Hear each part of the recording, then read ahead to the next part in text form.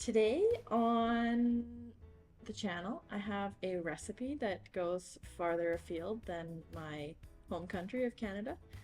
It goes all the way to Iran, and the recipe is خورشت کرفس. Sorry if I butchered that entirely. The English translation would be a Persian stew. So for the recipe, it would be like a main meal. The recipe, you need celery, 1 bunch, an onion, parsley, 3 cups chopped, half cup of mint chopped, a pound of stew meat. I have more because that's how much was in the package. And then you need turmeric, dry mint, salt, pepper, and I put in a little bit of beef stock just because my stew meat doesn't have bones, so there will be not quite as much flavor from it, so that just gives it a little bit more of a kick. So I will start first by dicing the onion. Alright, so this will go in a pot, and the pot has just a little bit of oil in it. I'll turn it on now.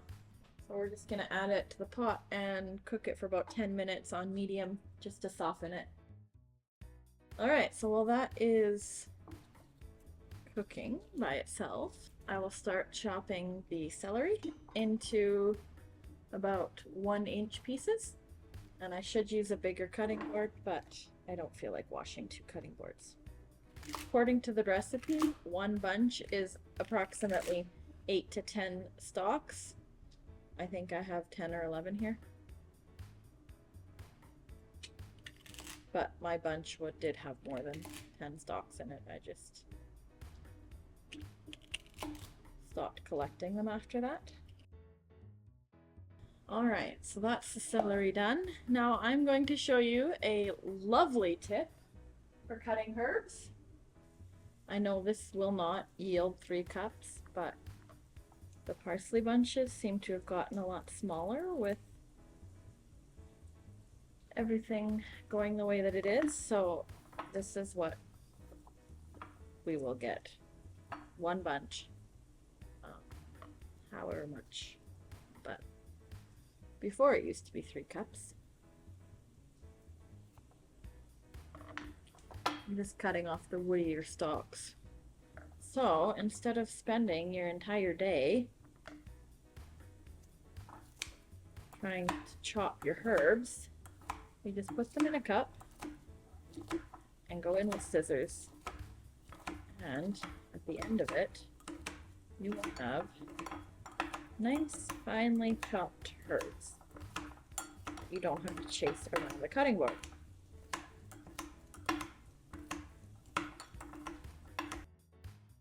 So here is an example of what it does, and it only took me 5 seconds. So I probably should have bought 2 bunches of parsley, but I didn't think in the store. I'm just used to buying 1 bunch, but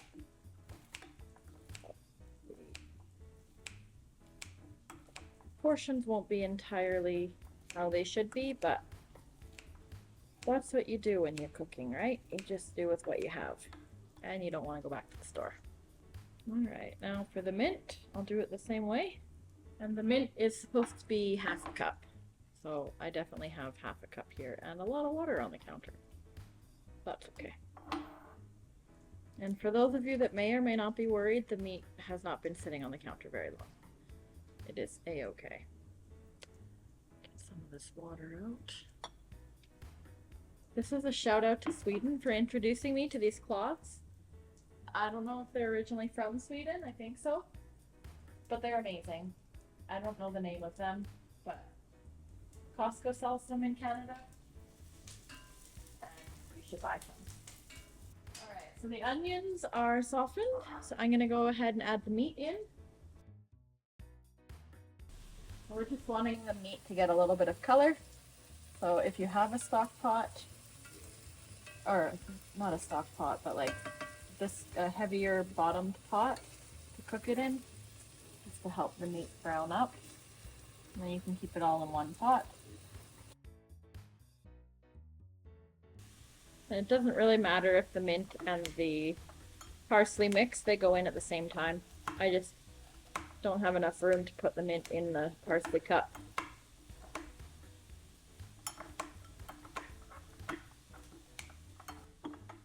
Alright, going to add in the turmeric. All my measuring spoons are in the dishwasher. So in a perfect world, this would be half a teaspoon. And I have made this a total of 2 times now. Last time I was told it should be thicker, so I'm going to add a little bit of flour at this point so that it'll help thicken it up. So I just added kind of a heaped teaspoon or a cereal spoon. And this, you add, I think it's 1 teaspoon is equivalent to 1 cube. So if you're using stock cubes, just use 1 cube. If you're using this, use 1 teaspoon. If you're using something else, whatever that equivalent is. And then we're going to add 2.5 cups of water.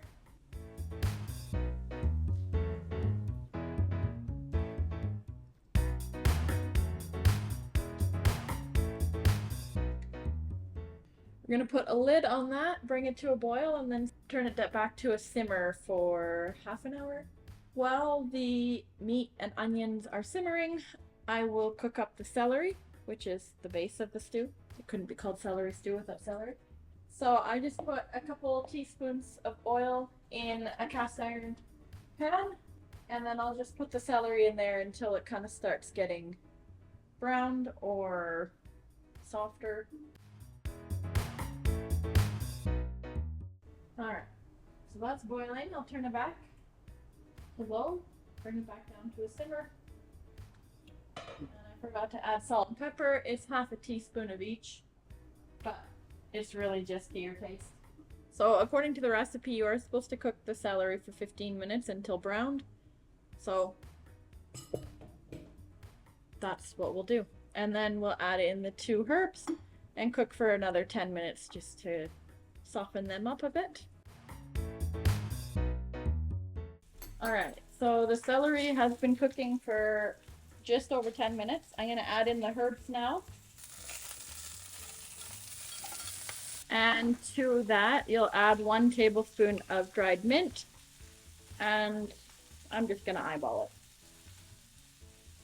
So that will cook for about another 10 minutes before we'll add it into our beef mixture. We're just going to add celery over into the meat.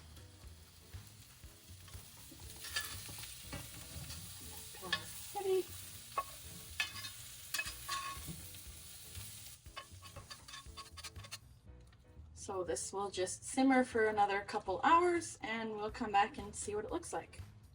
Alright, so it has been almost 3 hours. And the recipe, you're supposed to use the dried Persian limes, but I don't have any. And last time I just substituted it with 1 fresh lime, just squeezed.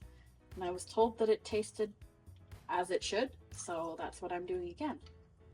Because that's what I was buying at the grocery store. Alright, so the dish is finished. And I don't have the Persian tahdig rice, but I have just plain basmati rice that we're gonna have it with tonight. So that's that.